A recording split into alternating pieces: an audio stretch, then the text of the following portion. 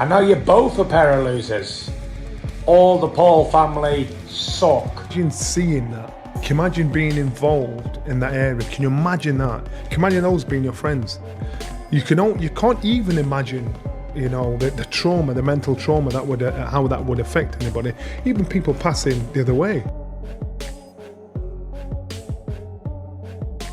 This isn't boxing drama. This isn't beef. This is real life crashing into the sport at full speed. Anthony Joshua survives a horrific car accident. Two of his closest friends lose their lives. And instead of silence, respect, or space, the internet immediately turns it into noise. That's when Tyson Fury snaps. Not playful.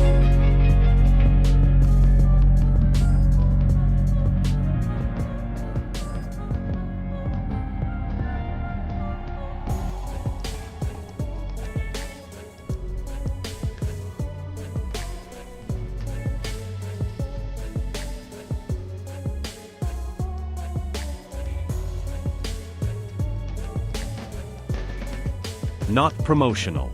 Furious, he doesn't mince words. He calls out the Paul family directly, not as rivals, but as people who seem disconnected from reality. Because when tragedy hits this close, clout doesn't matter. Ego doesn't matter. Money doesn't matter. It's some very interesting and germane points you make there in this moment, Raheem. That I think what I've noticed, that obviously there were a kind of panoply of opinions about him fighting Jake Paul to take it back a week and a half. I mean, I was critical of that fight being signed, first of all, because I worried about the dangers for Jake Paul. He got his jaw broken at the end of the day, and kind of used the scars as a flag in his new moon. Delusionally optimistic, in his words, as he is about these things. So Anthony Joshua went to America a week and a half ago, 2 weeks ago, played the role. Human decency does. And Fury's point lands hard. Imagine seeing that scene. Imagine knowing those people. Imagine carrying that trauma, not just for Joshua, but for witnesses, families, everyone involved. This isn't something you react to. This is something that scars you. I mean, that's bonkers. Thank God he didn't have a seatbelt on. I never say that. Thank God he didn't have a fucking seatbelt on, because if he did, there's no way. He would be dead. Probably, or fucking... Anthony Joshua injured in car accident. Two people who I believe were with Anthony Joshua were friends of his have tragically passed away. Before I carry on reading the article, the two people who have tragically passed, my condolences is all I can say to their friends and families. We'll definitely offer up some prayers for them. Gerald Miller echoes that same energy, and it's raw. He admits he's shaken. He admits it's mentally draining just seeing the footage. He talks about how death stops being abstract when you realize it could have been your family, your friends, your life. That's when this story stops being content. Joe Rogan asks the question nobody wants to ask, but everyone's thinking: did Joshua hit his head? His neck? Is he really okay? Or is this something that follows him forever? SUV struck the stationary truck. So I just want to give you guys the breaking news. Unfortunately, Anthony Joshua was involved in a car accident in Nigeria. Prayers to Anthony H.A. Joshua. And said, this is an unbelievable loss. Sinna Atlati for two incredible people who were not only part of AJ's team, but also friends. My sincere condolences to their families, loved ones, and everyone who knew them. Anthony Joshua, wishing you a speedy recovery. Because surviving doesn't always mean escaping damage. Johnny Nelson brings it back to reality. He reminds everyone that fights, feuds, and headlines mean absolutely nothing when lives are lost. Two men didn't make it home. Two families are shattered. That's the headline that matters. It's just sad. It just makes you realise how valuable life is, and how things can change in a heartbeat. So when we talk about fights and we talk about beefs, and you know, these things are just nothing when it comes to real life and losing your life. So it was a sad thing to hear, a sad thing to see. God knows how it'll affect those that saw it mentally, emotionally. But you've got to think about these two men who were somebody's child, someone's brother, and that's what you've got to think about. Those people that have lost their life. Pain Game breaks it down brutally. Yes, Joshua is lucky to be alive, but his body went through hell. You don't walk away from something like that untouched. Eddie Hearn steps in, and this is where leadership shows. While the internet speculates, Joshua's camp focuses on medical care, privacy, and supporting the families who lost loved ones. No spin, no noise, just responsibility. Yeah, man, I feel for that. I'm hoping everybody's flame is good, and I'm hoping, speedy recovery. That's all I gotta say, man. I gotta do better. Tyson? Yeah, man, I feel for that. I'm hoping everybody's flame is good, and I'm hoping, speedy recovery. That's all I gotta say, man. I gotta do better. John Fury's message cuts through everything. Gratitude, relief, perspective. He calls Joshua lucky, not as a fighter, but as a man who gets another day. Chris Eubank Jr. doesn't posture. He doesn't clout chase. He reacts like someone who understands how fragile life is once the cameras are off. His message hits because it's human, not performative. Bless you, AJ. You're one lucky lad. God bless you, my lad. Glad you're alive again. Shocked me, it has. Terrible.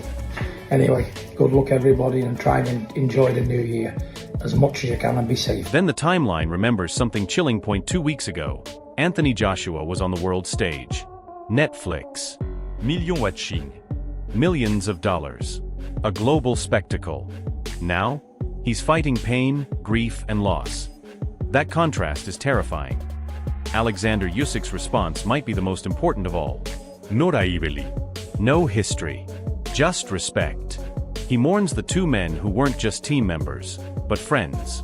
That's the boxing world at its best. Through such a severe car accident there, alright, he's lucky enough to still be alive, but fuck me, his body must be going through a lot right. Officials confirm the facts. Joshua's SUV collided with a stationary truck. Investigations continue. No verdicts. Just reality. And that's where people need to slow down. Because mentioning scrutiny, questions, or authorities doesn't mean guilt, but it does mean every word, every post, every reaction is being remembered. Archived. Judged. The inquiries and the media, and you can imagine how many people are trying to find out. John Fury's heart. It's just sad. It just makes you realise how valuable life is, and how things can change in a heartbeat.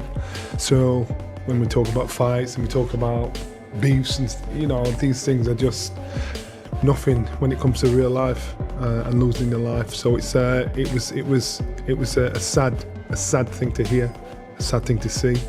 God knows how it'll affect those that saw it mentally, emotionally.